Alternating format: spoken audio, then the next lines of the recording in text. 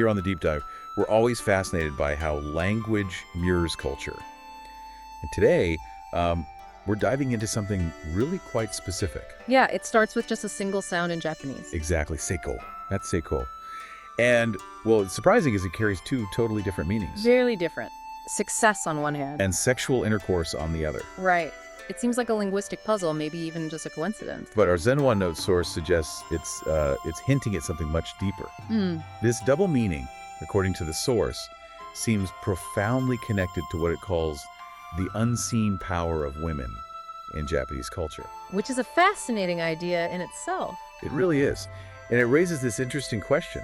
Could this connection, this linguistic thing, offer clues about certain cultural perceptions?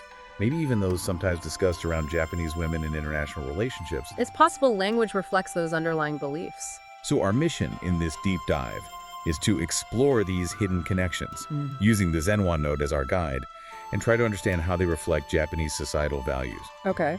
We'll tackle basically 3 core questions. First, is Seikou, the shared pronunciation, just a coincidence, or is there, a real link? It's a deeper connection. Second, what exactly is Naijo no Ko? That's Naijo no Ko.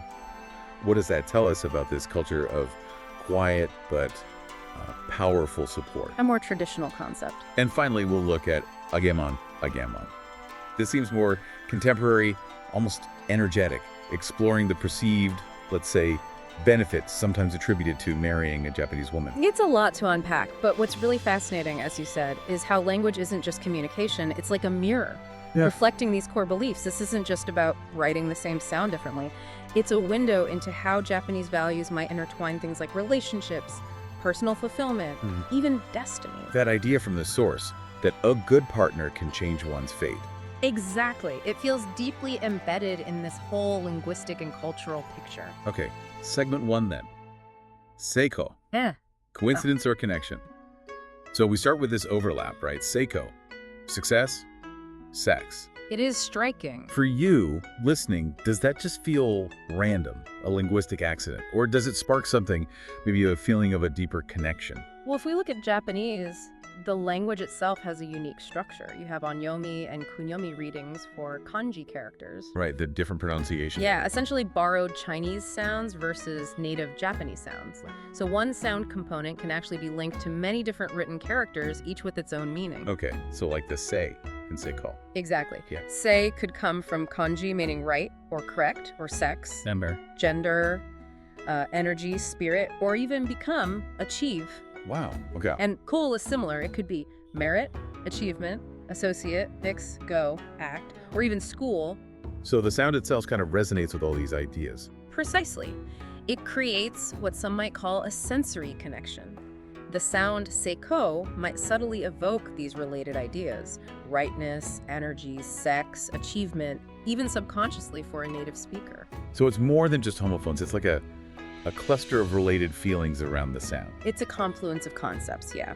Which leads to the bigger question. Could success itself then implicitly include this idea of energetic vitality or even reproductive energy? Well, our Zenwan note source definitely goes there.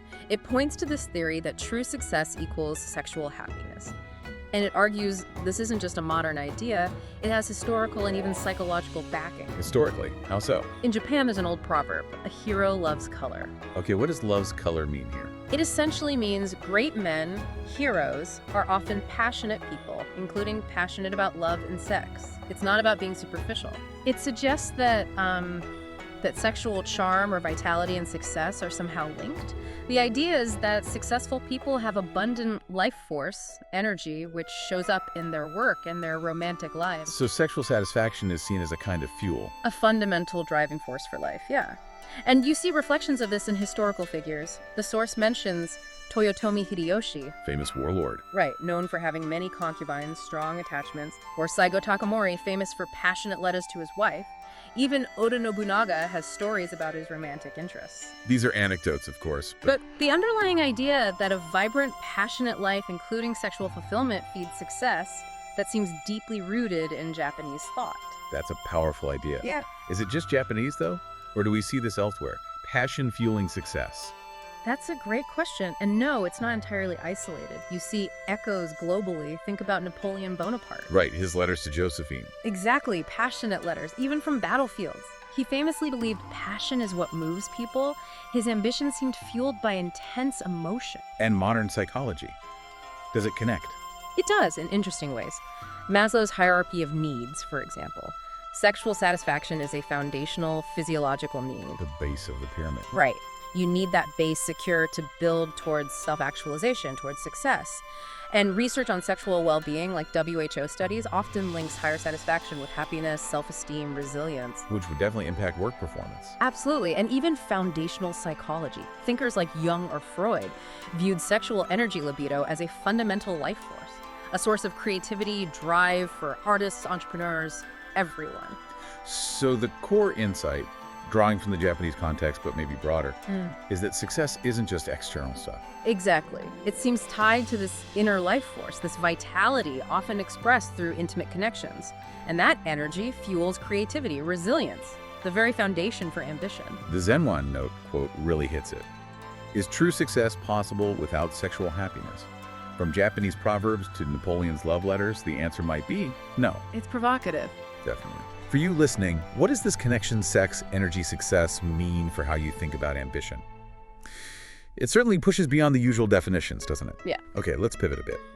We've explored this link between life force, intimacy, and success. Now let's look at how this unseen power of women has been traditionally understood through a concept called Naijo no Ko.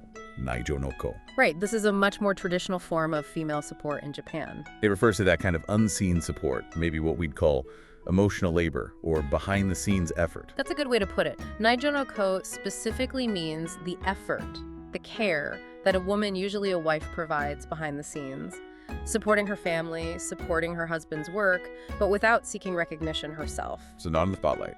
Not at all. In Japan, this kind of selfless support has historically been seen as a real virtue.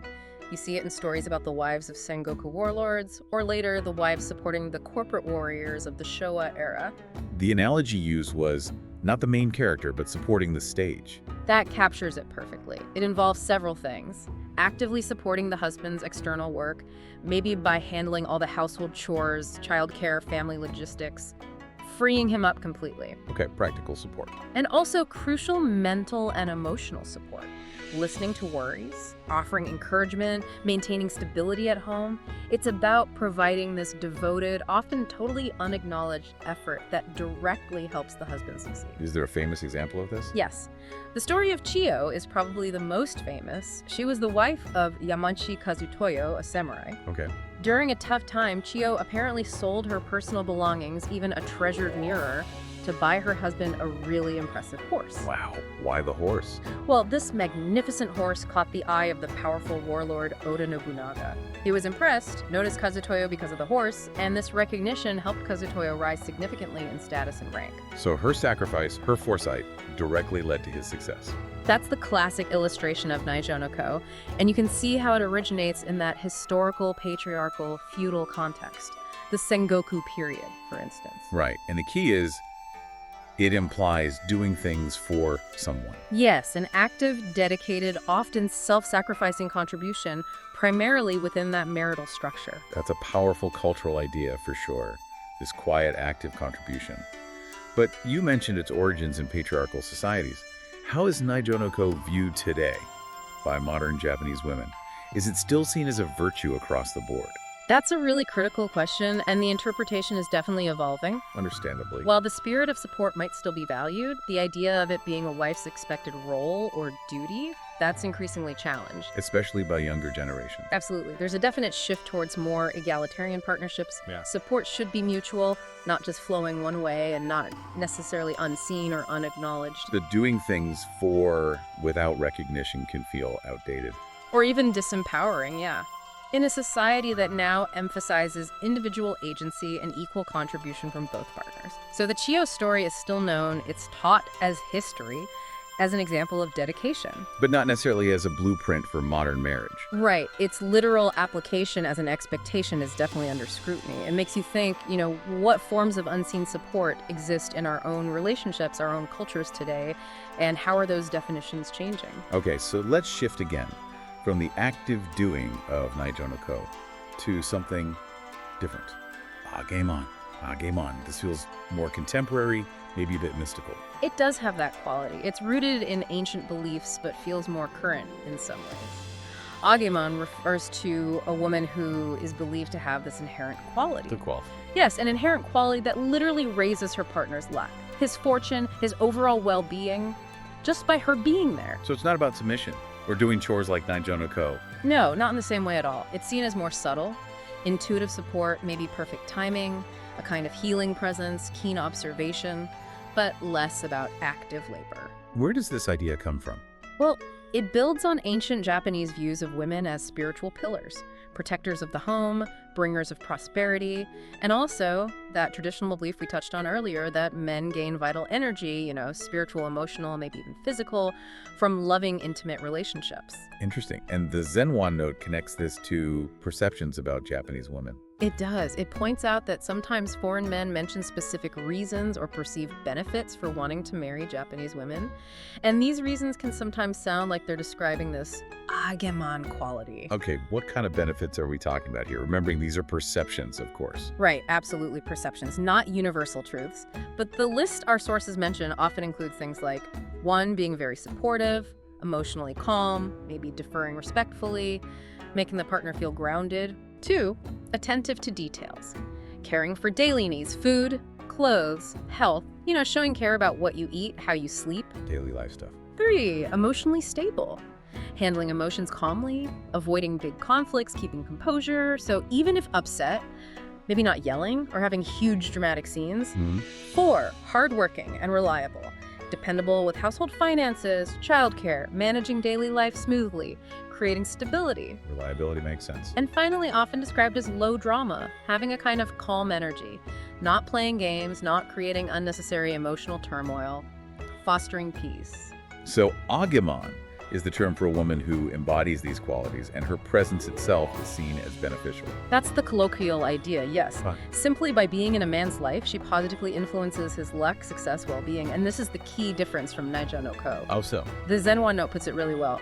Ageman isn't about doing everything for a man. It's about being herself, strong, kind, and calm.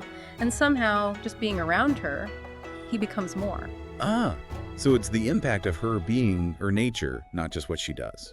Exactly. She's believed to subtly draw out his own talents, boost his confidence just by being there, bring good fortune. It's an influence, not a service. Is there an opposite term? There is, actually. Sageman. That's a woman believed to subtly lower a man's luck or fortune. Wow. Okay. So this distinction is huge. It's presence versus action. But how do we talk about this respectfully? Avoid stereotypes. These are sensitive concepts. Incredibly important point. We have to stress these are cultural perceptions, traditional ideas, not descriptions of all Japanese women, obviously. That benefits list reflects observations some people make, but individuals vary hugely. Right. Ageman is a cultural belief about influence and energy, not a shopping list for a wife. Precisely. And connecting this to the bigger picture, how these concepts are viewed today, modern interpretation really seems to favor Ageman over Naijo no Ko. Why is that? Well, Naijo no Ko, as we discussed, is often seen as a traditional role, tied to older structures. Is it a wife's duty? Modern thinking often says, no, not an obligation. The focus shifts to mutual support, personal choice. It feels more historical. Whereas Ageman is framed more around energy or a state of being, it suggests mutual elevation, being together raises spirits, confidence, maybe luck. It feels more contemporary because it's less about roles, more about positive intrinsic influence. And it's not just for spouses. Right, that's another key difference. This positive energetic influence could apply to lovers, friends, even business partners. It's broader. So the modern lean is towards this idea of a woman whose presence elevates, rather than one who primarily serves through action. Generally, yes, especially among younger people. It seems to resonate more. It's about being, not just doing. So, wrapping this up, what have we learned? We started with Seikou, that intriguing puzzle of one sound meaning both success and intimacy. And saw how they might be deeply linked in the Japanese cultural mindset. Then we looked at Naijo no Ko, that quiet, active, traditional support. Representing a specific kind of contribution, often unseen. And finally, Ageman, this more contemporary, almost energetic idea of a woman whose presence itself lifts luck and destiny. Highlighting how beliefs about female influence have evolved. It seems cultural beliefs about women's impact on success and well-being are complex and changing. Definitely. And that Zenwa note, quote, lingers. Success and intimacy may sound like different worlds, but maybe they're not. In Japanese culture, we see love not just as a feeling, but as a power to transform. It really does make you think. This whole deep dive shows how fundamentally these cultural beliefs about relationships can shape perceptions of destiny, of well-being, both individually and maybe even collectively. Yeah, it really encourages you listening to reflect, doesn't it? On the unseen forces, the subtle energies, the partnerships that might be influencing your own path to Seikou, whatever success and fulfillment mean for you.